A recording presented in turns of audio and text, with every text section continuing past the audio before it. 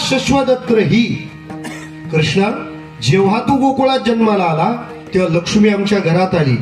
घरोघरी झाला लक्ष्मीचा वास, दैन्य दारिद्र्यास त्रास आला. लक्षात ठेवा, मंदिर बांधणारा परिवार कधीच गरीब होत नाही. मंदिर बांधणारा परिवार कधीच दरिद्री होत नाही. त्यांच्या प्रारब्धात दारिद्र्य लिहिलेलं असलं तरी पण का, जो देव घरी आणलाय त्याचा उत्सव करणे एवढी श्रीमंती देवाला त्या घरात ठेवावीच लागते. विठाला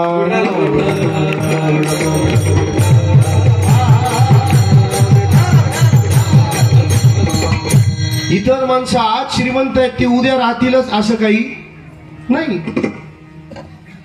आज गोडाऊनवाले श्रीमंत आहेत, उद्या राहतील ते जळायला म्हणजे गेले. गोडाऊनवाले उद्या श्रीमंत राहतील की नाही शंका. नोकरी करणारे आज श्रीमंत आहेत, पडला एखादा लॉकडाऊन तर उद्या ते श्रीमंत राहतीलच असं नाही. लॉकडाऊन वाले काय, गोडाऊनवाले असू द्या, नोकरीवाले असू द्या, धंदेवाले असू द्या, कुणीही असो, प्रारब्धात बदल झाला की दारिद्र्य येणार. पण देवाचा उत्सव करण्या एवढंही श्रीमंती भगवान तिथं ठेवतात. हे आधी भौतिक सुख. देव अंतरात आला की दुर्गुण जातात, कारण माणसं सद्गुणी बनतात. निदान लाजे गाजे तरी माणसं सद्गुणी राहतातच. कारण लोक भांडण झाल्यावर बाकी परमार्थच काढतात, दुसरं काहीच काढत नाही. भांडण कशावरून पण होऊ द्या, ते प्रमाण मात्र ध्रुपदाच लावतील. का बुवा ना तू विठ्ठल.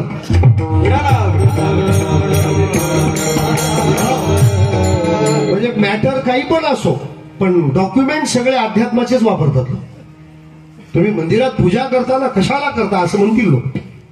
सतत कृष्ण मूर्ती सावळी, खेळे हृदय कमळी, शांती क्षमा तया जवळी, जीवे भावे अनुसरल्या. देव अंतरात आला की दुर्गुण जातात. देव अनुभवात आलं की दुर्दैव समजत. दुर्दैव कशाला म्हणतात, जन्माला येऊन मोक्ष न मिळवणं हे दुर्दैव आहे, आणि मोक्षाला प्राप्त करणं हे सुदैव आहे. मोक्ष रेखे आला भाग्यवान आहे तो.